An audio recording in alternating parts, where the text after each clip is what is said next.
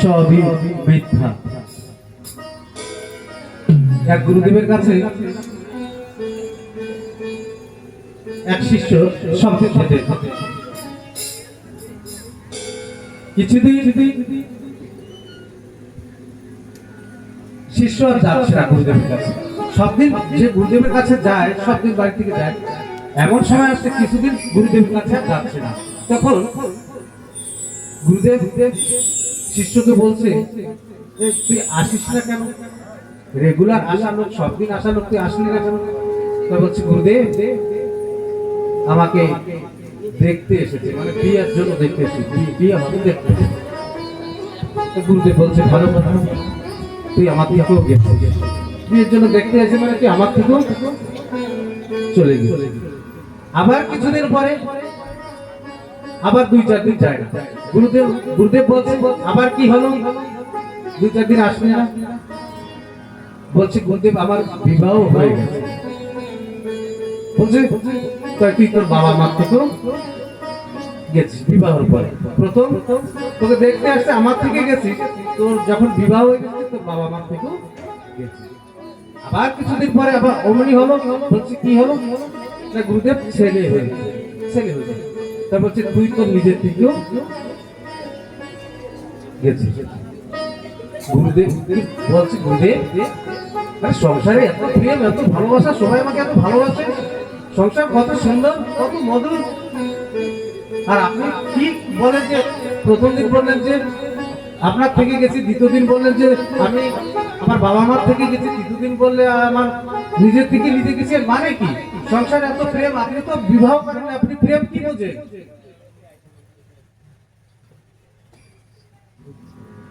শোনা যাচ্ছে?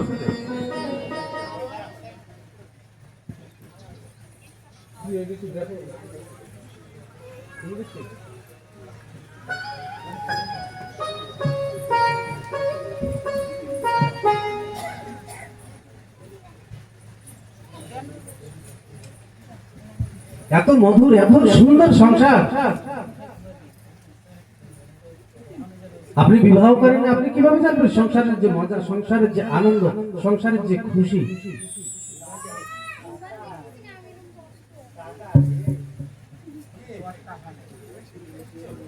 বলছে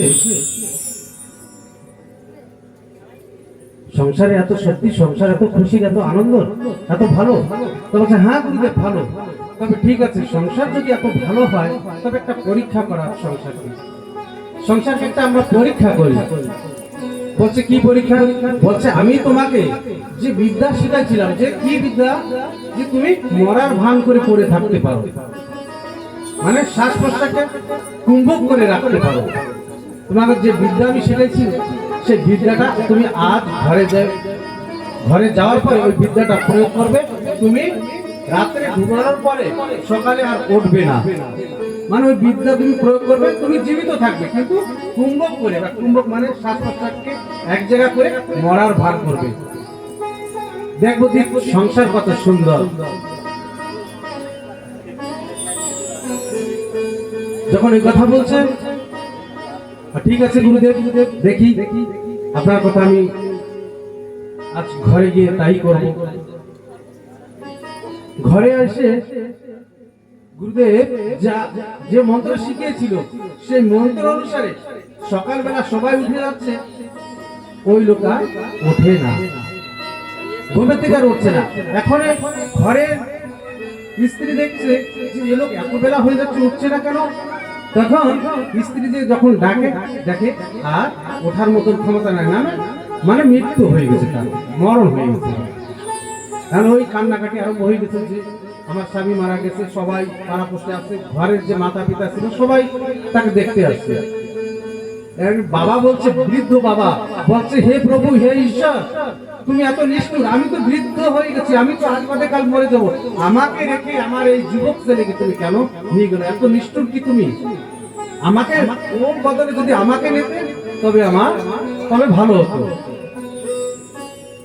মাও তাই বলছে, একটা ছেলে বলছে, আমার একটা ছেলেকে না নিয়ে ওর বদলে যদি আমাকে নিতে ঈশ্বর তবে ভালো হতো। এইভাবে তারা কান্না করছে। স্ত্রীও সেই কথাই বলছে যে আজকে ইনি নাই, আমাকে কে ইনকাম করে দেবে, কে আমাকে শাড়ি দেবে, কে আমাকে টাকা দেবে, কে আমাকে গয়না দেবে, ওই জন্য তো অনেক সময় কান্না করা লাগে না।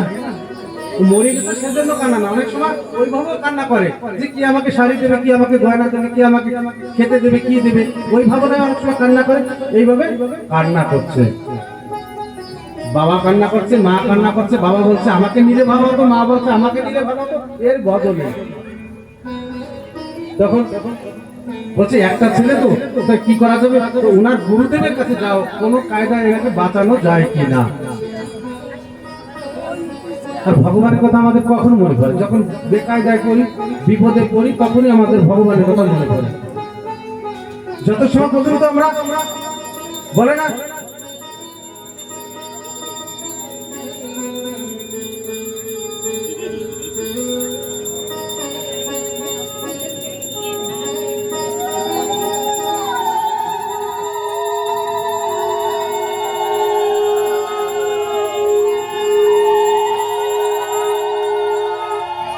জয় জয় নিতাই গৌর সীতানাথ নন্দে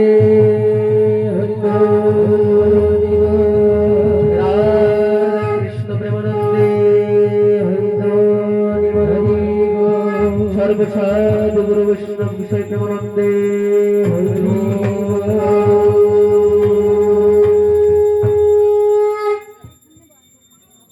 दुख में सब हरि बजे, सुख में ना बजे कोई। सुख में जो हरि बजे दुख कहाँ से हुई? बोले ना सुखेर समय दुख में जब हरि बजे, सुख में ना बजे कोई। দুঃখের সময় আমরা হরিকে ভজন করি, ভগবানকে ভজন করি, সুখের সময় আমরা তাকে ভুলে যাই। তাই বলছে দুঃখের সময় আমরা হরিকে ভজন করি, সুখের সময় ভুলে যাই। আর সুখের সময় যদি আমরা হরিকে ভজন করি, আমাদের দুঃখ কোথা থেকে আসবে? তাই বেকায়দার সময়, দুঃখের সময় গুরুদেবের কথা মনে পড়েছে। বলছে গুরুদেবের কাছে যাই, দেখি গুরুদেব যে কোনো বিধান দিতে পারে কিনা।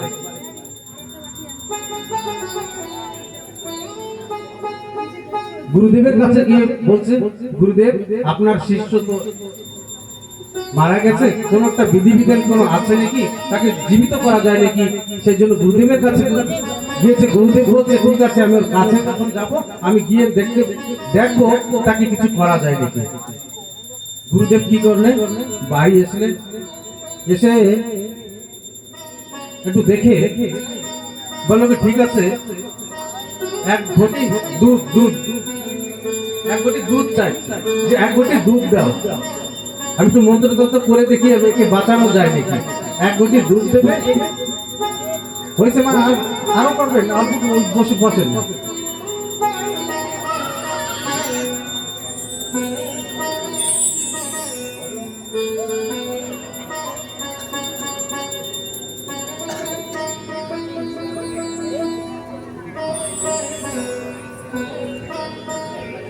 বলছে দুধের ভিতরে একটু চিনি মিশাই আনতে। গুরুদেব ওই মরার উপরে ওই দুধের ওইটা একটু মন্ত্র করে দিয়েছে, বলবি না বলে একটা মন্ত্র করে দিয়ে বলছি কি, দেখো এই দুধ যে পান করবে এ বাঁচে যাবে, মানে দুধটা কেউ খাওয়া লাগবে, সে মরে যাবে, এ বাঁচে যাবে। বোঝা গেছে দাদা? যে দুধটা ঘুরে দিলাম, সবাই সংসারের লোক কান্না করছিল যে আমার মানে এনার বদলে আমাকে নিয়ে গেলে ভালো হতো। তখন গুরুদেব বলছে দুধ যে পান করবে, গুরুদেব তো জানিয়ে মরে নাই, এরা তো নাটক করছে না, তা বলছে এই দুধ যে পান করবে সে মরে যাবে, এ বাঁচে যাবে। প্রথমে বাবার কাছে বলল যে তাই আপনি গুরু হয়ে গেছে, কয়েকদিন বা থাকবেন, তিনি তো যুবক, তা আপনি পান করেন, এ বাঁচে যাচ্ছে। বাবা তখন বলে এ তো বিধির বিধান, যার যখন সময় আসবে সে তো চলেই যাবে। বাবার কথা এত সময় কি বলছিল যে না আমাকে নিয়ে গেলে ভালো হতো, আমার ছেলেটাকে না নিয়ে। এখন কি বলছেন যে বিধির বিধান, যার যখন সময় আসবে সে তখন চলেই তো যাবে, ওটা আমি খাবো না, মানে খাবে না। তাহলে মার কাছে ওই দূর কথায় আপনি খান, মা বলে আমি খেতাম, এই বুড়ো রেখে দেখবে লাস্টে, আমি তো দুধটা খেয়েই নিতাম, কিন্তু আমি যদি চলে যাই বুড়ো রেখে না দেখবে, বুড়োর জন্য তো আমি খেতে পাচ্ছি না, তা ওর যা কপালে আছে ও তো হবেই, হয়ে গেছে, ওর জন্য আর আমরা কি করবো? বিধির বিধানকে তো আমরা আর আটকাতে পারবো না। তখন স্ত্রীর কাছে দুধের বডিটা স্ত্রীর কাছে বলছে, স্ত্রী বলছে কি আমি কি এই বাড়ি মরার জন্য আসছি নাকি? আমি তো কাটো পেলে তো আমি চলে যাবো, সে তো কাছে গেছে। এর আগে কি বলছে যে না, এর বদলে যদি আমার মৃত্যুতে সংসার কত মধুর কত সুন্দর সেই কথা মানে পরীক্ষা করছে। তখন গুরুদেব বলছে ঠিক আছে আপনারা কেউ খাবেন না। গ্রামবাসী যারা দেখতে এসে তারাও ধীরে ধীরে চলে যাচ্ছে যে আমাদের যদি খেতে বলে, তারাও নাই, মানে আর কেউ কাছে আর নাই। গুরুদেব বলছে কেউ যদি না খায় তাই আমি খাই না, আজকে আর করবো কি? কেউ তো খাবে না, তাই আমি খাই। গুরুদেব গুরুদেব আপনি খান, আপনি তো পরম গুরু, তো সাধু সাধু তো পরম মুখের জন্য থাকে, আপনি খান। মানে আপনার তো আগে পিছনে কান্নার লোক কেউ নাই, মানে গুরুরই খালি করছে যে আপনি খান, আপনার কান্নার লোক কেউ নাই, আপনি খান। আপনি খেয়ে যদি আপনার তো মৃত্যু হবে, তারপরে আপনার নামে মঠ করবো, মেলা করবো, কত কিছু করবো, আপনি তো পর উপকারের জন্য আছেন, তবে আপনি খান। দেখেন নিজের বাবা মা বলছে না আমার জন্য না, আপনি খান। গুরুদেবকে খাওয়াচ্ছে, মেলা করবে, কি করবে, কত রকম করবে। তখন ওই দুধ দেখ গুরুদেব খেয়ে বলছে ওর বাচ্চা দেখ সংসার, তুই এত সময় বলছিলি যে সংসার তোকে সবাই ভালোবাসে, তোকে প্রেম করে, এমনই প্রেম করে, তোকে যে সত্যিকারের প্রেম করে তাকে ভুলে তুই এই সংসারের মায়ায় পড়ে তাকে তুই ভুলে গেছিস। বলে একটু রাধে রাধে বলা যায় না? প্রেম সে বলি, প্রেম সে যে আমার সঙ্গে ছিল, যে আমার সঙ্গে আছে, যে আমার সঙ্গে যাবে, যে সবসময়ের জন্য আমাকে প্রেম করছে, আমাকে ভালোবাসছে, তাকে ভুলে আমি সংসারের মায়ায়, আমাদের সংসারে আমাদের স্ত্রী পুত্র ছেলে মেয়ে সবাই যারাই আছে কেন তাকেও আমাদের ভালোবাসতে হবে। কিন্তু সব থেকে প্রথম তাকে যদি আমি ভালোবাসতে পারি, সত্যিকারের ভালোবাসা আমি সংসারে দিতে পারবো। তাকে না ভালোবাসে আমি যে ভালোবাসাটা সংসার দেবো, সে ভালোবাসা কখনো সত্যিকারের হবে না। কারণ যে ঈশ্বরকে প্রেম না করে, ঈশ্বরকে ভালোবাসে না বাসে, নিজেকে যে ভালো না বাসে, সে সংসার তো ভালোবাসতে পারে না। সব নাটক দেখানো আর কি, যে আমি তোমাকে ভালোবাসি, আমি তোমাকে। আর ভালোবাসার কথা তো আমাদের কত রকম ভাবে বলে, অনেক বলে না আমি তোমাকে ভালোবাসি, প্রেম করি, অনেক বলে, কিন্তু বলে কি না যে প্রেম খালি ওইরকম বললে তো হতো, আবার বলে আমি তোমাকে জীবন দিয়ে ভালোবাসি, এরকমও বলে, জীবন দিয়ে ভালোবাসি, মানে জীবনের থেকেও বেশি ভালোবাসি। এর থেকে কম আর কেউ কিছু পায় না, কিন্তু জীবনের থেকে কম আর কিছু কারো বলে না। যে কেউ কিন্তু যদি ভালোবাসা নয় বলে আমি জীবনের থেকে তোমাকে ভালোবাসি, ভাগ্য ভালো ওই জীবন জানতে পারে না যে আমার থেকে যদি তুই ওকে ভালোবাসিস তা তুই ওকে নিয়ে থাক, আমি চলে যাই। জীবন তাই তো যদি একবার দুবার বলতো, আর ওই কথাটা আর কেউ বলতো না, বলতো কি আর জীবন মানে আমাদের জীবনটা যেটা আমরা বেঁচে আছি, ও শুনতে পারে না, তো সেজন্য সবাই ওই কথা বলে। দুই একবার এরকম ঘটনা ঘটলে বলতো না, জীবনের থেকেও নাকি তাকে ভালোবাসে। তুমি একজনে বললে হতো, যার সঙ্গে দেখা হয় তার 8-10 জনকে বলে। এই হচ্ছে প্রেম সংসারে। ওই লোকে 8-10 জনকে বলবে তোমাকে জীবনের থেকে ভালোবাসি, ও জানবে না, আর একজনকে গোপনে বলে তোমাকে জীবনের থেকে বেশি ভালোবাসি। এই হচ্ছে প্রেম। একটু রাধে রাধে বলে, প্রেম সে বলি, রাধে রাধে। ভগবান কি বলছে, শিবদেবজি বলছে এই পরীক্ষা ভগবান কেন আসে জানো? ভগবান এই জগতে কেন আসে? বলছে যদা যদা হি ধর্মস্য গ্লানির্ভবতি ভারত অভ্যুত্থানম অধর্মস্য তদাত্মানং সংগ্রাম্যম। ভগবান কখন আসে? যদা যদা হি ধর্মস্য গ্লানি যখন ধর্মের গ্লানি হয় তখন ভগবান আসে। কিসের জন্য আসে? পরিত্রাণায় সাধুনাং বিনাশায় চ দুষ্কৃতম ধর্ম সংস্থাপনার্থায় সম্ভবামি যুগে যুগে। এই দুটো কথা আমরা একটু বোঝার চেষ্টা করবো। গ্লানি, তাই না? রামচরিত মানসে বলছে, গোস্বামী তুলসীদাস বলছে, জব জব হই ধর্ম কি হানি বড়াই অসুর অদম অভিমানী তব তব ধরি হরি হরই কৃপা নিধি। জব জব হই ধর্ম কি হানি বড়াই অসুর অদম অভিমানী তব তব ধরি হরি বিবিধ শরীরা হরই কৃপা নিধি সজ্জন পীরা। এই যে গীতায় আর রামায়ণের ভিতরে অল্প তো আমরা দেখি, এক উদাহরণ দিয়ে এখানে বলছে গ্লানি, যদা যদা ধর্মস্য গ্লানি, গ্লানি, আর এখানে বলছে হানি। রামচরিত মানুষ বলছে হানি, গীতা বলছে গ্লানি। ভগবান আসার কথায় কিভাবে আসে সেটা অল্প একটু আমরা আলোকপাত করি। দেখেন গ্লানির অর্থ কি, একটা ছোট উদাহরণ না দিলে বুঝতে পারবেন না। গ্লানির অর্থ, মনে করেন এই গ্রামে একটা দোকান আছে, এই গ্রামে একটা দোকান আছে, একটা দোকান করেছে, বড় একটা দোকান করেছে, লাখো টাকা খরচা করে দোকান করেছে, কিন্তু এমন এমন লোক আছে দোকানের সামনে কোনোদিন যাবেও না, দোকানকে দেখতেও যাবে না। অল্প একটু ধ্যান দিয়ে বুঝলে এই জিনিসটা বোঝা যাবে, মানে দোকানের কাছে তারা যাবেই না, তাই না? যে ওই লোকটা দোকান দিয়েছে, আমি একটু যাই দেখে আসি, দোকানের কাছে যাবে না। আর হানি হচ্ছে কি, ওই দোকানের কাছে কিছু লোক যাবে কিন্তু কোনো জিনিস কিনবে না। দোকান দেখবে সুন্দর দোকান, এত মাল আছে, এত সুন্দর সুন্দর জিনিস আছে, সবকিছু আছে, কিন্তু দোকান দেখবে ওই দোকানের থেকে কিছু কিনবে না, এটাকে বলে হানি। এই অবস্থা কখন আসে দেখেন, এই যে আজকে এখানে ভাগবত পাঠ হচ্ছে, তাই না? ভাগবত কথা মনে তো আপনারা শ্রবণ করছেন, এই গ্রামে কি আপনারা এই কজনই লোক, এই কজনই লোক, এই কজন তো লোক নিশ্চয় না, তাই না? এই কজন লোক না। এই হচ্ছে গ্লানি। এই যে যখন মানুষ ধর্ম কথা না শোনে, যেরকম দোকানে যদি না যায়, দোকান কথা গ্লানি হয় কিনা যে আমার দোকানে কেউ আসলো না, তবে ধর্ম কথা, ভাগবত কথা, গীতার কথা মানুষ যখন না শোনে, না শোনার কারণে ওই পথ সে অবলম্বন করতে পারে না, তাই না? পারে কি? যদি গীতা ভাগবতের কথা শুনে সেই ধর্ম পথে সে চলবে তো না, তার কথাটা শুনে তো চলবে। আর যদি সে শুনতেই না আসে, তার মন মাফিক সে চলবে, আর মন মাফিক যদি সে চলে, সে কি সুন্দরভাবে চলতে পারবে? সে চলাটা অসৎভাবে চলবে না। আর যদি সৎভাবে চলতে, ভাগবত গীতা শ্রবণ করে সেই ভাব দ্বারায় চলাটা। তাই যখন দোকানের যেরকম গ্লানি হচ্ছে, দোকানে কেউ যাচ্ছে না, সেরকম এই আজকে যে ধর্মসভাগুলো হচ্ছে এই দোকানে, এই ধর্মসভায় অনেক অনেক লোক তারা আসে না, তারা বাড়ির পাশে ঘুমায় থাকবে, সেটা ধর্মসভায় তারা যাবে না, বা ধর্মের ব্যাপারে তাদের কোনো নলেজ নেই। এমন লোক যখন বেড়ে যায়, তখন সমাজের কি কল্যাণ হয়? যদি মানুষ সাধু সন্তরা কি, সাধু সন্তরা সমাজের কল্যাণ করার জন্য তো বেরোয় না।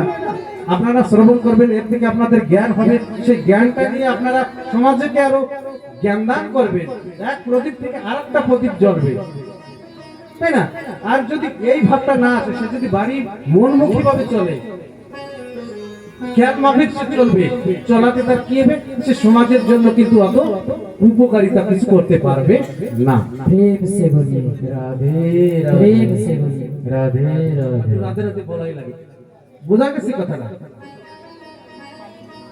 সমাজের মঙ্গল কি করতে পারবে? যারা এই ভাগবত গীতা বা ধর্মশাস্ত্র জড়িত আছে, জড়িত থেকে সেই ভাব দ্বারা সমাজের মঙ্গল করতে পারে। যারা এর থেকে দূরে, তারা সমাজের ক্ষতিই করবে, তারা কখনো মঙ্গল করতে পারবে না। এমন লোক যখন বেড়ে যায়, তাকে বলে সেখানে বলে কি গ্লানি।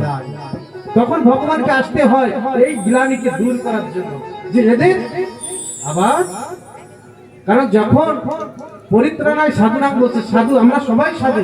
আমরা যখন মার পেট থেকে আমরা জন্ম নিয়েছি, সবাই সাধু ছিলাম, আমরা খারাপ কেউ ছিলাম না। ছিলাম কি বাবা? কেউ খারাপ ছিলাম কি? কিন্তু খারাপ আমাদের কর্ম দোষে, আমাদের গুণের কারণে আমরা ধীরে ধীরে খারাপ হয়ে গেছি। এই খারাপটাকে ঠিক করার জন্য ভগবানকে আসতে হয়, এটা হচ্ছে গ্লানি। আর হানির কথা হচ্ছে দোকানে যাবে, কিছু কিনবে না। আপনারা মনে কিছু ভাববেন না, এসব উদাহরণ। যেরকম ভাগবতে সবাই আসছি, আমরা শুনছি, সবকিছু করছি, যতটুকু এইখানেই থাকবে, বাড়ি যাবো তো সব জিরো, তাই না? কিছু মনে থাকবে না। দোকানে গেলাম, দোকান থেকে দেখলাম, কিছু কিনলাম না, তাই সে দোকানওয়ালার হানি হবে কিনা, ধর্মের একটা হানি হচ্ছে কিনা? জব হই ধর্মকে আনি বড়ই অসুর অধম, তখনই অসুর অধম লোক তখন কিন্তু বৃদ্ধি পায়। এই ধর্মের হানিটা যখন হয়, অসুর লোক বৃদ্ধি পায়, বড়ই অসুর অধম অভিমানী। তাই অভিমানী লোক যখন বৃদ্ধি পায়, তখন ভগবানকে আসতে হয়। তাই পরীক্ষিতকে বলছে, হে পরীক্ষিত, যখন এই পৃথিবীতে অভিমানী লোকের সংখ্যা বেড়ে যায়, অভিমানী হচ্ছে পৃথিবীর ভার। পৃথিবীর ভার কোনটাকে? অভিমানী। অভিমানী যে এত রাজারা সব অভিমানের কারণে বহুত অত্যাচার করে, এই অত্যাচার থেকে রক্ষা করার জন্য ভগবান আসে। তাই পৃথিবী মাতা এই যে অভিমানের যে ভার সহ্য করতে না পেরে পৃথিবী মাতা বড় দুঃখিত হয়ে পরীক্ষিত জিকে বলছে, পৃথিবী মাতা বড় দুঃখিত হয়ে কার কাছে গেছে? ব্রহ্মার কাছে। পৃথিবী মাতা ব্রহ্মার কাছে গেছে। ব্রহ্মাকে বুদ্ধির দেবতা, আমাদের প্রত্যেকটা দেবতার এটা একটা নাম আছে, কিন্তু এক একজন দেবতা। ব্রহ্মা হচ্ছে বুদ্ধির দেবতা। দেখেন, এই যে ব্রহ্মার কাছে, ভাগবত হচ্ছে জীবন দর্শন, আমি বলছি ভাগবত হচ্ছে জীবন দর্শন। ব্রহ্মার কাছে কখন গেছে? সমাজে যখন অকল্যাণ হয়, সমাজে যখন একটা পরিস্থিতি খারাপ হয়, তখন সমাজের লোক কোন একটা বুদ্ধিমান লোকের কাছে যাওয়া উচিত সমাজটাকে ঠিক করার জন্য। আর খেয়াল মাফিক ভাবে ঠিক করতে কিন্তু হয় না, একটা বুদ্ধিমানের কাছে যাওয়া উচিত। কার কাছে গেছে? ব্রহ্মা হচ্ছে বুদ্ধিমান, বুদ্ধির দেবতা, ব্রহ্মার কাছে গেছে। ব্রহ্মা কি করছে? সমাজের ভাবধারাকে ঈশ্বরের পায়ে ফেলে দিচ্ছে। ব্রহ্মা বলছে যে আমার দ্বারাই হবে না, ঈশ্বরের দ্বারা হবে। আর বুদ্ধিমানের কর্ম হচ্ছে তাই সেই সমাজের যে পরিস্থিতি ভগবানের চরণে দেওয়া, তবে সমাজের কল্যাণ হতে পারে। আর বুদ্ধিমান যদি বেশি বুদ্ধিমান ভাবে সমাজের কিন্তু অকল্যাণও করতে পারে। আর ভগবানের চরণে যখন পড়বে সমাজের কখন অকল্যাণ হবে না। তো কি করলো? যখন ব্রহ্মার কাছে গেছে, ব্রহ্মা বলছে আমরা সবাই মিলে চলো সেই ভগবানের কাছে যাই। ভগবানের কাছে যায়, ক্ষীর সাগরে যে ভগবানের স্তুতি করে, স্তুতি তো অনেক সময় স্তুতি আছে, তার ওই স্তুতির ভিতরে যাবো না। যে ভগবানের মাথা হচ্ছে ব্রহ্মাণ্ড, হচ্ছে ভগবানের মাথা, চোখ হচ্ছে সূর্যদেব, মনের দেবতা হচ্ছে চন্দ্রদেব, ভগবানের পা হচ্ছে পাতাল। তার মানে কত বিশাল ভগবান, ঈশ্বর কত বিশাল, সে বিশালতা দেখাচ্ছে। ওইভাবে যখন স্তুতি পাঠ করে, স্তুতি পাঠ করলে পরে স্তুতি পাঠ করতে করতে তার সমাধি হয়। ভগবান তার বাইরে কোথাও থাকে না। নাম কীর্তন বলে না, নাম কীর্তনে বৈকুণ্ঠে যোগিন হৃদয়ে নাচ মদ ভক্ত যত্র গায়ন্তি তত্র তিষ্ঠামি নারদে। যে আমি ভক্তের হৃদয়তে থাকি। তাই যখন সমাধি আসছে, হৃদয় সমাধি যখন আসে, কিন্তু হৃদয়ের থেকে তখন কথা বের হয়, ভগবান ওই ভিতর থেকে কথা বলে। বলছে পৃথিবীর যে প্রবলেম আমি জানি, তবে আমি অতি সত্য, ভগবান বলছে, ব্রহ্মাজিকে বলছে যে আমি অতি সত্য এই পৃথিবীকে উদ্ধার করার জন্য, অভিমানীকে উদ্ধার করার জন্য। কারণ অভিমানীকে নষ্ট কে করতে পারে? ভগবান। অভিমানকে ভগবানই নষ্ট করতে পারে। হ্যাঁ, আমার ভিতরে যদি অভিমান হয়, অভিমানকে কে নষ্ট করবে? ভগবান যখন আমার ভিতরে আসবে, আমার অভিমান অটোমেটিক নষ্ট হয়ে যাবে। তাই অভিমানকে নষ্ট ভগবান করতে পারে। তাই ভগবান বলছে আমি আসবো। কোথায় আসবো? বসুদেবের গৃহে। বসুদেবের গৃহে আমি আসবো, অতি সত্বর আমি আসবো। এই কথা ব্রহ্মা সবাইকে বলে দিল, সবাই কোনো চিন্তা করার নাই, ভগবান আসবে। আর ভগবান আসে, ভগবান হচ্ছে ভূপতি এবং শ্রীপতি। ভগবানের দুটো নাম, ভূপতি, শ্রীপতি। শ্রীপতি হচ্ছে যখন ক্ষীরসাগরে লক্ষ্মীর সঙ্গে থাকে, লক্ষ্মী মানে শ্রী, তখন শ্রীপতি হয়ে থাকে। যখন পৃথিবীতে আসে, ভূপতি হয়ে আসে। ভূমির স্বামীও কিন্তু ভগবান। ভূমির স্বামীকে পৃথিবীর সঙ্গে কার বিবাহ হয়েছিল? শুকর রূপ কে ছিল? বরাহ অবতারের সঙ্গে যেটা বিবাহ হয়েছিল না পৃথিবী। তো ভূপতি হয়ে আসে ভগবান। যখন ওখানে ক্ষীরসাগরে থাকে বা গোলকে থাকে, তখন শ্রীপতি হয়ে থাকে। যখন পৃথিবীতে আসে, জন্ম নিয়ে আসে, তখন ভূপতি হয়ে আসে। এই ভূপতি হচ্ছে এই পুরো একটা রাজার বাড়িতেই আসে, মানে সব ভূমির রাজা তিনি একা। অচল সচল সম্পত্তি বলে না, তাই আমাদের যত ভূমি আছে, অচল সচল যা সম্পত্তি আছে, সব সম্পত্তির মালিকই হচ্ছে সেই ঈশ্বর। সেই ভাবনা যেদিন আমাদের আসবে যে আমার যত টাকা পয়সা যাই থাকুক না কেন, সবটার মালিকই হচ্ছে সেই ঈশ্বর, তখন কিন্তু আমার অহংকারটা আসবে না, যাতে অহংকারটা কিন্তু থাকবে না। যদি আমি ভাবি আমার সম্পত্তির সবটার মালিক ঈশ্বর, আমার কি অহংকার আসবে? কিছুই আসবে না। অনেক সময় শুনেছেন একটা